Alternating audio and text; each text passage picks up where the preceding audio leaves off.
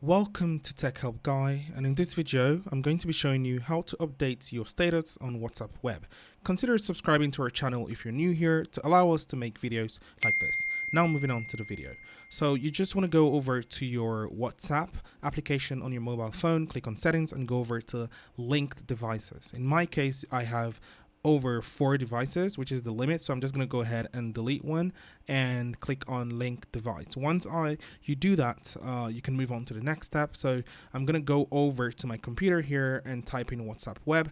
As you can see, I need to log into WhatsApp using the QR code. I'm just going to go ahead and do that, and right away you are allowed access into your WhatsApp profile on WhatsApp web. So to update my status, I'm just going to click on the top right corner here. You can either post a video, photo, or text. In my case, I'm just going to choose text right here, and as you can see, it has been uploaded successfully.